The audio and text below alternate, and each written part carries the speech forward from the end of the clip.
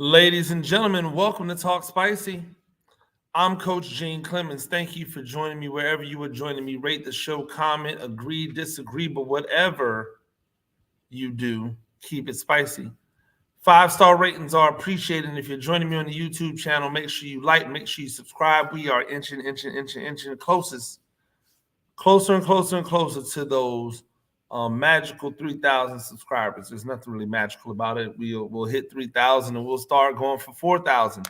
But I like to celebrate every 1,000 that we get because this is a slow grind and we're in it for the long haul. We're not in it for the short-term thrills. It was a great, I don't know what people are talking about. I thought it was a great weekend of football, but I want to go to the matchup between the Dolphins and the Baltimore Ravens. And I want to point out a couple things. Number one, it feels like whenever Lamar Jackson is cooking through the air and they get a lead, they don't just let him go crazy.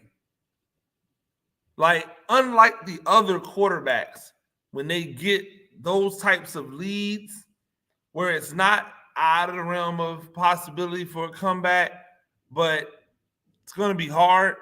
Like, they never just let Lamar Jackson run it up. They don't let him run the bill up.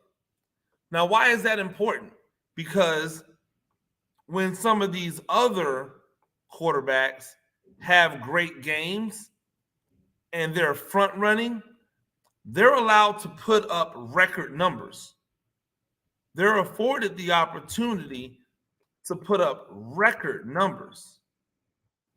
Whereas Lamar gets relegated to handing the ball off to mediocre running backs and running the clock out. But what happens on that rare occasion when you're up by 21, your offense becomes completely and totally one-dimensional, and you take your foot off the gas, and the other team comes storming back. Like, the other team just starts rallying, throwing touchdown bomb after touchdown bomb. Like, what do? Because now it's tough to fire back up those engines. It's tough to now reverse course. And, okay, now we're going to get back dynamic in the pass game again. We're going to get dynamic and call these dynamic plays. If you never take your foot off the gas, you don't have to ever worry about reaccelerating.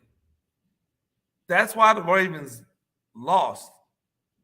It's because somewhere in that coaching staff, on that offensive brain trust between the head coach and the offensive coordinator, they have not figured out yet that Lamar Jackson should just be out here passing the ball.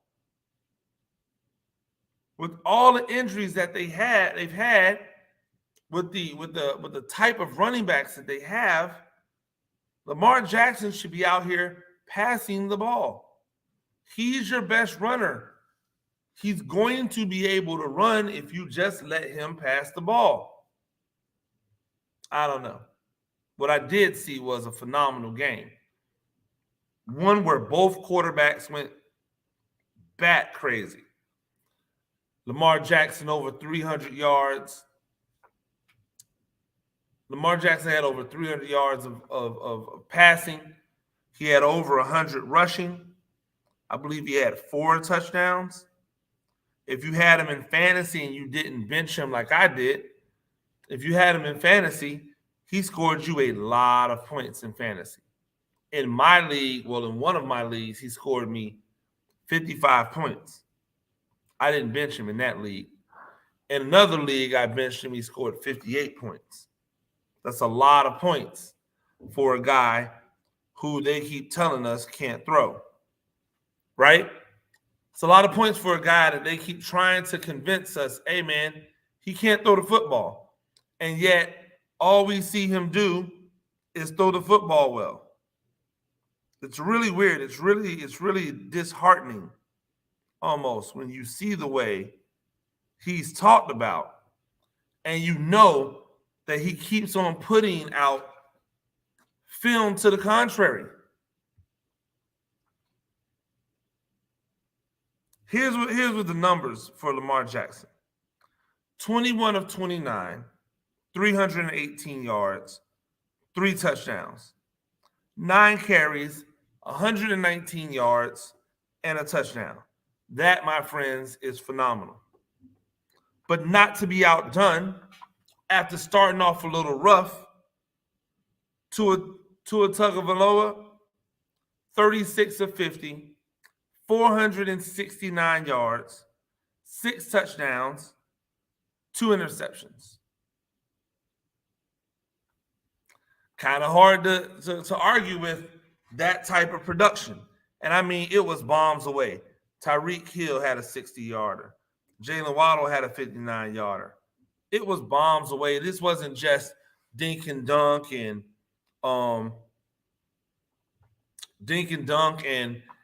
throwing to running backs out the backfield and picking up a bunch of empty calorie yards. You want to know the difference between Tua starting off with a couple picks and then coming back and having this phenomenal game where he put up all these stats because he was behind and he had to throw the ball? You know the difference between that and what Justin Herbert did? Miami won. Like I said, empty calories are empty calories if you don't use it for what it's intended for.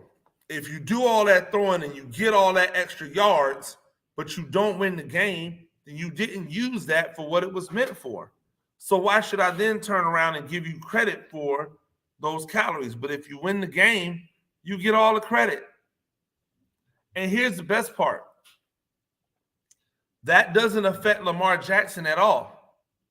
Because Lamar Jackson did his job.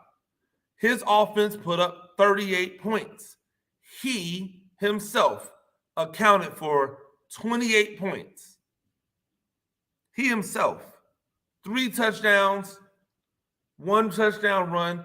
He accounted for putting up 28 points. If you want to be more specific, if you take away the extra points, you know what I'm saying? He put up 24 points, but you get my point. You get my drift. He deserved to win that game. This was not like he did something that got them down. He's not calling the plays himself. I'm sure if it was left up to him, he would still be running. He would still be throwing the ball instead of handing it off to Mike Davis and handing it off to Kendra Drake. Like, you got these meh running backs that he has. You have an offensive line that's not fully healthy. When was the last time we saw his actual left tackle? Yet all I hear is people talking about other quarterbacks needing offensive linemen. Burrow needs an offensive line, even though they revamped the offensive line and brought in all these guys for him. Lamar's like, hey, whoever you got, I'll go to work. And go to work he did. And go to work Tua did. And boy, all the haters were quiet on Twitter last night. They're quiet today. And here's what I have to say to that. Where's the hyperbole? Where are the shows that are saying how these two guys are the future of the NFL? Where are the people that are saying that this is one for the ages? And if you saw this game last night, or yesterday afternoon, you got treated to something you may never see again. I want you to ask yourself this question. If this was a game between Josh Allen and Justin Herbert, if this was a game between Josh Allen and Justin Herbert, or Justin Herbert and Joe Burrow, or Joe Burrow and Josh Allen, take your pick. If this was a game that had those guys in it, would we be over here going crazy right now? Like, all of you should be, I am so sorry, Tua. All of you guys. Now, mind you, my issues with Tua have nothing to do with arm strength. They have nothing to do with arm strength. But y'all sat there and told this man he couldn't throw, and then he went out here in this game, and it was bombs away. Waddle, Hill. They were running 4 verts at times just to mess with the defense. But y'all said he couldn't throw. All of you people that sat back and talked about Lamar Jackson, glorified running back, can't throw the ball. Well, how does he have this completion percentage? Oh, it's all dump down passes. Passes to tight ends. Oh, word? Watch this. These people are different, man. We can't keep trying to compare them to normal human beings. These people are different. They got a different steez about them. And if it was Josh Allen and Justin Herbert, if it was Joe Burrow and Herbert, Twitter would have lost its mind. You people would be out here putting up graphics about what they did, talking about how it's one of the greatest performances you've ever seen in your life and how you were glad you were there to witness it. And oh my God, this is what we get for the next 10, 15 years. You'd be saying all of the hyperbolic things. You'll be blowing up all the social medias with it. You would. But because it's a guy you don't like and a guy you don't think should be playing a position the way he plays it, you don't give him the same amount of love. I know 2 things. I know both Miami and especially Baltimore are going to have to back the Brinks truck up in the offseason. And I love it. Run it up, young men. Applause to you, Tua.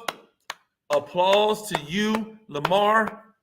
I will be singing your praises if nobody else will. Ladies and gentlemen, that is Talk Spicy. I'm Coach Gene Clemens. Do this thing a few times a week. Rate the show, comment, agree, disagree, but whatever you do, keep it spicy. 5-star ratings are appreciated. If you join me on the YouTube channel, make sure you like, make sure you subscribe. Till next time, peace.